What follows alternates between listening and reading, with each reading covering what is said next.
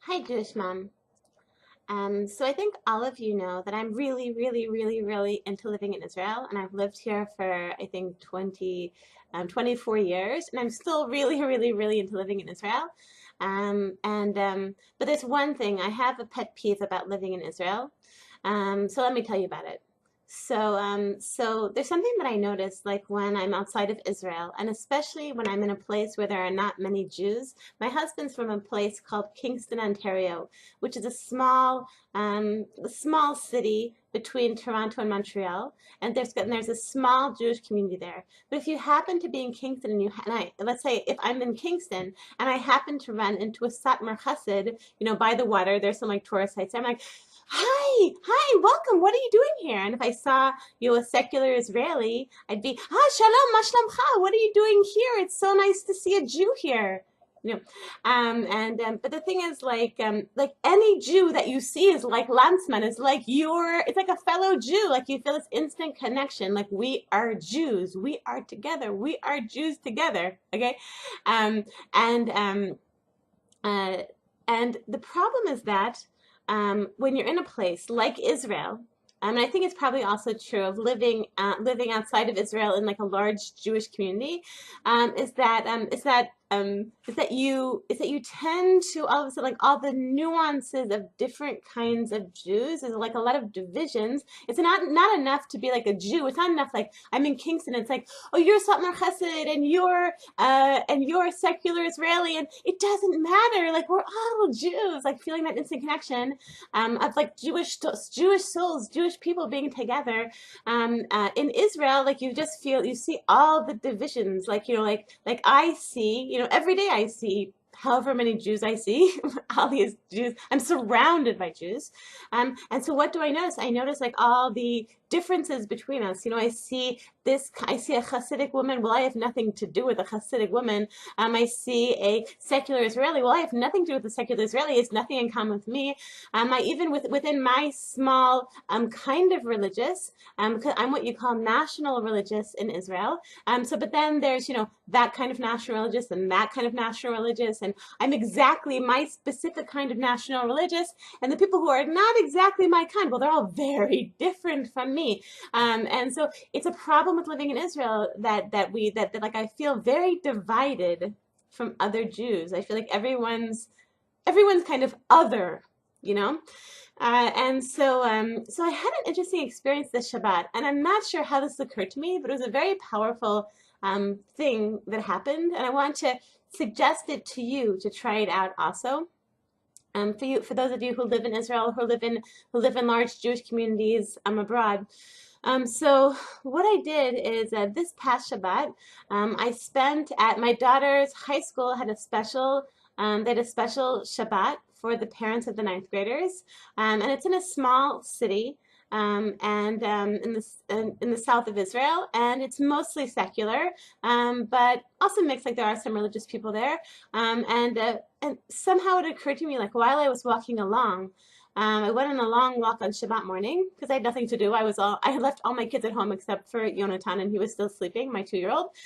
So I went on a long walk, and I saw secular Israelis. Some secular Israelis, like I saw them driving by, or I saw them. I saw a lot of people. I guess this is a city, like it's a thing that they all go like, what do you call it, speed walking around. So I saw like people speed walking like with their headphones on, and as I saw them, I thought of their soul. I didn't look at the external trappings of this and, like the short shorts and the tank top and the headphones. I thought of their soul. I thought of the Jewish soul. And I just thought of the beauty of this person's Jewish soul. There was like one specific incident. Like I was walking down the street, and an older Israeli woman was walking towards me, and I thought of this woman's soul. I thought of how she feels as a mother towards her children, how she feels towards her husband, how she feels towards her parents, how she feels as a Jew, with Passover coming up, or all the different feelings that she has as a Jew. Maybe she has a son who's in the army, like the self-sacrifice of having a son in the army and dedication to the state of Israel. And I just saw her, and it's really like a very emotional experience to connect with people around me as souls and not as, oh, you're different than me, you're wearing a tank top and you have on headphones on Shabbat and I have nothing to do with you. Feeling that connection. And the funny thing was, and this woman who was coming up to me, I was thinking of her soul, and I said Shabbat Shalom, and then she turned to me with like this big smile and said Shabbat Shalom. And it was really like this moment of connection I felt. Maybe I'm being silly, but I felt like this connection of like these two souls together. Another thing happened, like it wasn't only with all the secular Jews who were around. I saw a man, and he was dressed in an eccentric way, a religious man, I'm sorry. I saw a religious man clearly on his way to synagogue, like with his prayer book and his tallis, and he was dressed in an eccentric way. And I was already thinking kind of thoughts about, oh, he's eccentric, he's a weird guy. And my mind was kind of going off on like what it means that he's a weird guy, what he must be like, and thinking all these negative things about him. But then I focused on his soul. I thought, oh, here's this guy who's going to Shabbat, who really has this yearning to serve Hashem and to be close with Hashem and to have meaning in his life, and you know how much joy he feels for it to be Shabbat, and it was really an emotional experience. So when I told my husband about it, he said, and you were crying, right? He knows me well. I was like, yeah, I was walking around the city crying, thinking about everybody's soul and like thinking of like the beauty of the Jewish soul. It was even more emotional, you know, because we were spending the Shabbat with all of the parents of the ninth graders, and just seeing, you know, these are people who are members of the specific cut of national religious society that I identify with, even though they are different than me. The very, very few English speakers, and I don't know of any other Balei Tshuva who were among them, but like kind of like different, the same and different, da da da. But just it was very powerful to me just thinking of these people as their soul, rather than just looking at their external trappings, like this woman with this head covering, and this woman who looks this way, and this woman who acted this way, and just looking at everyone as a soul. And like so we were sitting together at third meal and singing these beautiful songs, and they have like a tradition at this high school that they turn off the lights during third meal, and so it's getting darker and darker, and just singing these songs of yearning for Hashem. And we sang the song V'zakeni Legadel Banim U'Bnei Banim Chachamim U'Nevonim, the famous song from the Tchina after we light candles, about like raising children how we yearn to raise children who will serve Hashem and light up the world with good deeds. And I was just thinking, like, what an amazing, like what a mind-blowing group of people to be among, you know, what pure souls, people who, like, we all have our, you know, imperfections, and we all have our moments when we don't feel so on fire with serving Hashem, etc. But like that, these are people who really have dedicated their lives to, you know, to raising their families and being good people and being good wives and being better mothers, and you know, helping out society and doing good deeds, and have this yearning for being close to Hashem, and it just and of course I was crying again, crying again, just thinking about this, like what a blessing that we are part of this people. You know, that we are part of such a beautiful people when we can look past the external trappings of everyone, and just look to their soul. So it's interesting that I told my daughter Hadass, who's now 19, I told her about this experience that I'd had, about looking at people as souls and not as their external trappings, you know, being secular or Haredi or this kind of religious or that kind of religious or this kind of secular or this kind of whatever.